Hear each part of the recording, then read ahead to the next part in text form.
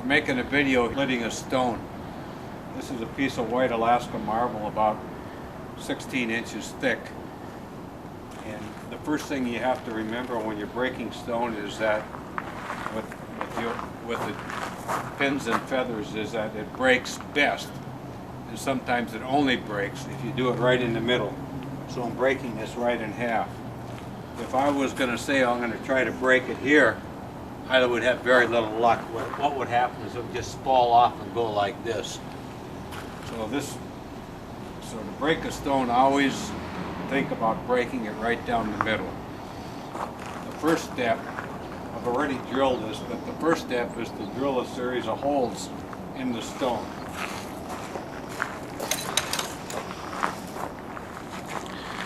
I'm kind of old to get up here.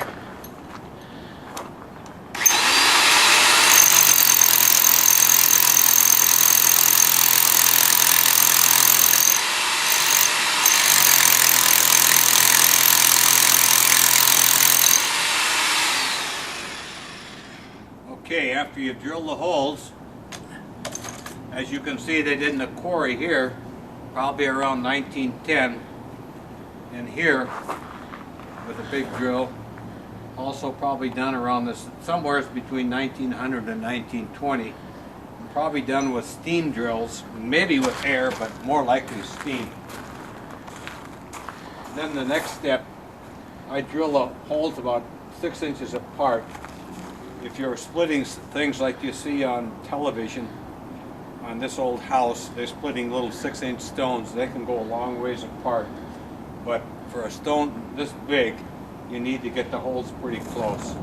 You can see how close they drill the holes here. The process is to put pressure on the stone and just break it away. So the pins are shaped like this. This is the feather. You can see why it's called a feather. It's wider on the bottom. The pin is a wedge. So as the wedge goes in with two feathers, it puts pressure on the stone, hopefully down low. Now, these are meant for granite. Technically, I think these are meant for splitting 6 to 12-inch thick granite slabs. But this is what I have here. If I was doing this with marble ones, they'd probably be a lot longer. Start off now. I'm missing one feather, so I'm going to go ahead and get one. Okay? Yep, here we go. Go ahead. There's lots of stories, and you hear them on PBS all the time about people that go to Egypt, and they say we drilled holes and we put wood inside the holes and put water in it. The wood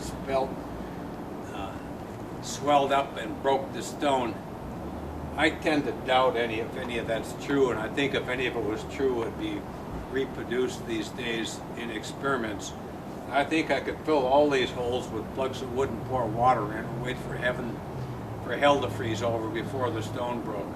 I think that they had to have always used some sort of a powerful system to break stones apart with pins and feathers. Now, there's lots of different ways of doing it, but wood and water, I certainly don't think is one of those classic myths. It's kind of like talking about carving marble when it's wet, just out of the quarry is much softer. That's all another line of crap. That isn't true. The density of marble doesn't allow for it to retain enough water to make it softer when it comes fresh from the quarry. But the process is,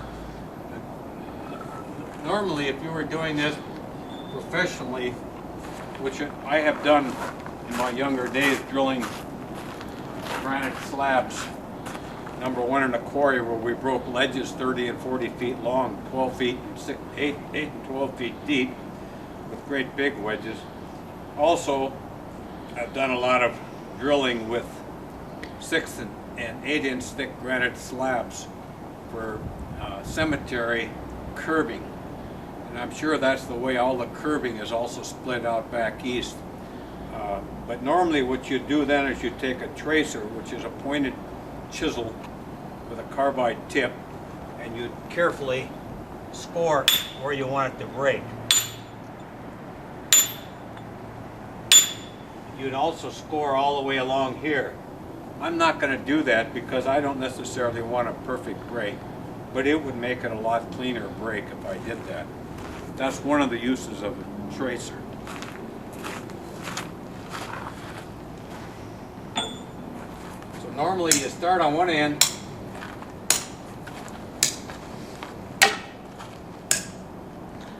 you work your way through to the other end, gradually tightening up the pressure down a straight line.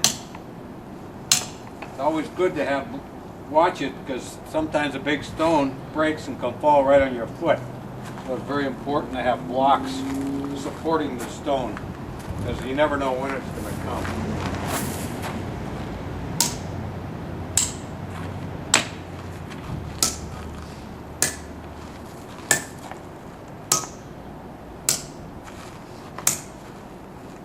You can tell very clearly by the sound when you're starting to put pressure on the stone. And the wedges go deeper and deeper, and there's a very not only unique feel but a unique sound to splitting a stone, which you only can get when you do it yourself and do enough of it.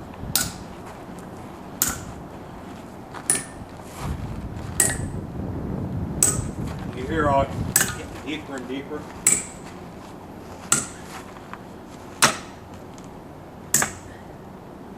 It helps to hit them. That's enough for now. I think waiting for the stone to, it's good to stop and let it rest and let the stone kind of draw a nice clean line. I want to show you some different tools that a stone cutter uses.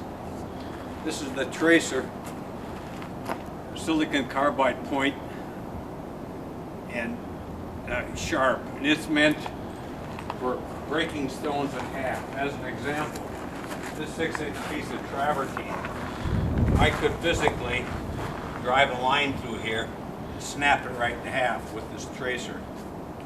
I'm not going to do it because it's a pinch. This is the classic tool sculptors use, also a carbide tip point, which is meant for removing material the classic way, the way Michelangelo did and all sculptors do. Just putting pressure on the individual points of stone. You can move a lot of stone this way, probably just about as fast as pneumatic tools. You'll always notice the stone cutter doesn't work like this. He'll kill himself. He always works with his arms outstretched and swings the hammer. That way he can do it 8 hours a day and not become fatigued. You see these guys doing stuff like this. Amateurs don't know what they're doing. Wouldn't last a minute in a stone shop. This is the second primary tool a stone cutter uses, or the third one, which is called a bull set or a hand set, and it's a square tip carbide tip. Most people look at that and say, how could that work?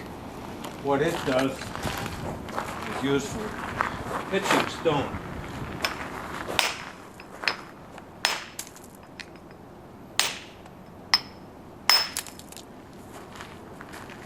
Driving a lot deep, like you could pitch down about 4 to 6 inches on a 10 and 12-inch thick stone, and then you tip it over and pitch the other side, and you'd have a total rock face going all the way through. A professional stone cutter would never like to use a point to clean up a surface here. He wants it all to be a natural rock face. If you look at well-made tombstones, that's where they're all made. Also, with this tool, a corner line is put on, which is a process of pitching this way and pitching this way, until you have a stone that has a perfect corner on it. You won't say that on anything that's done these days, but if you go to where tombstones are manufactured, you'll find them still putting perfect corner lines on the edges of tombstones. And some old buildings that are really well built, you'll see corner lines put on them. And that way you have a perfect, oftentimes ½ inch bigger out here, corner, and a perfect line on the edge of every stone on the building. That's a real high degree of professionalism. Then there's one other tool I would like to show you. There is such a thing as a bolt tracer and a bolt set. These are back in the days when stonecutters worked with two-man crews. One man, I did this with my father when I was young. One man would hold it, the bolt set like this. Another man would swing a huge hammer like this. And you'd go along and trace and break stones. It's quite a heavy-duty work, but that with a bolt tracer, or a bolt set in this case, you could go down, probably up to 12, 14 inches into a piece of granite and draw it. That's pretty much the end of this story. For here. And, you know. Okay, we're on.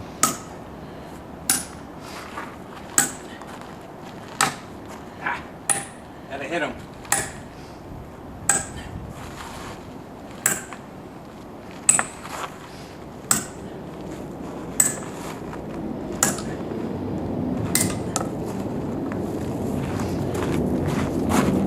If you come up here now, you can see that the camera is breaking right now. Can you see the line developing and drawing down? Right down the line where I wanted it to break. Just point at See it the again. crack? Yeah. Coming along here. If you look in the dust here, you'll see a crack all the way coming through the dust. Gonna get out of the way. It's about to fall. Now, hopefully, we can hear the sound. So I'm gonna be quiet. Hear that sound? Very hollow. It's breaking. Here it goes. It's now 2 pieces of stone.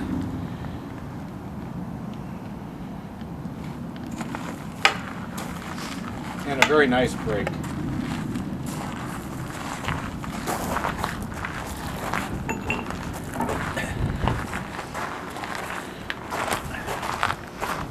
This will be turned into some marble benches.